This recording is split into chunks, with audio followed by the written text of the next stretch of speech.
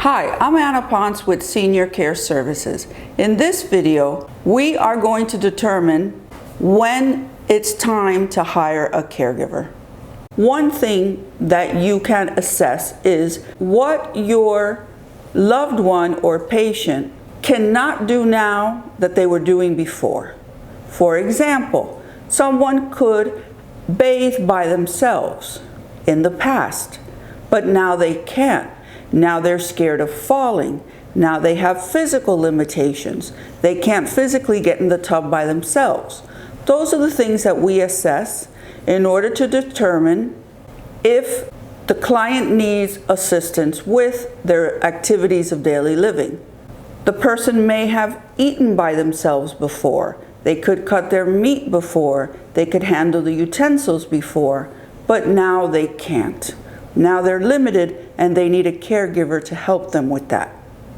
There's also a very good form online called the LAWTON-BRODY form. It is a form that helps you check off the activities of daily living that the patient cannot do anymore. I'm going to give you a couple of examples, and I highly recommend you download the form. We will provide it in the link below, and it'll help you determine how much help does the person really need. Ability to use the telephone. This is an idea where maybe the client had a home phone or a cell phone, and they would answer the phone, they knew how to dial on the phone, but now they don't. They either find it too complicated, don't remember how to use it, don't remember how to turn it on and off, and a caregiver can help with that. Shopping, very important. Did the client do their shopping on their own? Did they go to Publix? Did they go to the corner market on their own? Can they not go on their own now and they need a caregiver to take them?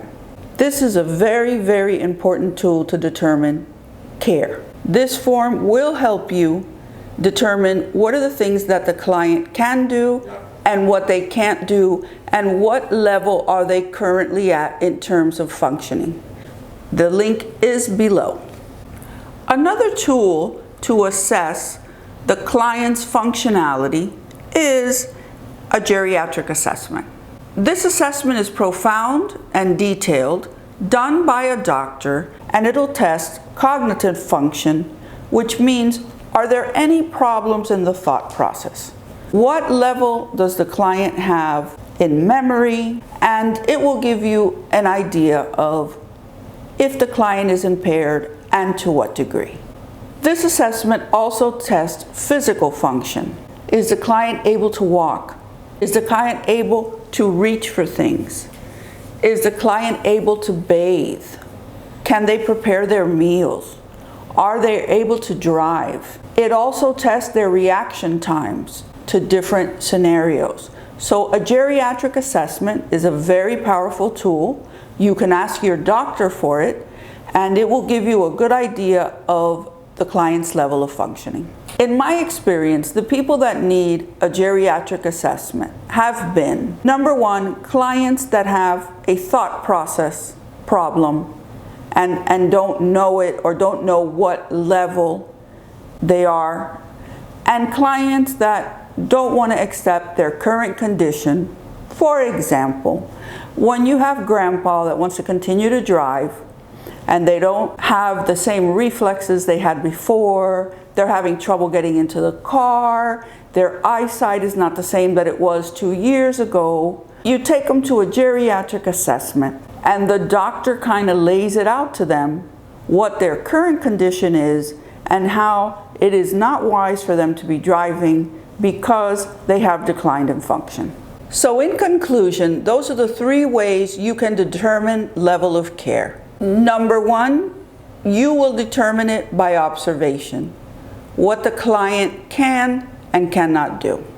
Number 2, very useful tool, the LAWTON questionnaire. Like I told you, it will be available on our link below. It's very effective for you to determine what the client can and cannot do. And number 3, the more in-depth, is the geriatric assessment by a doctor.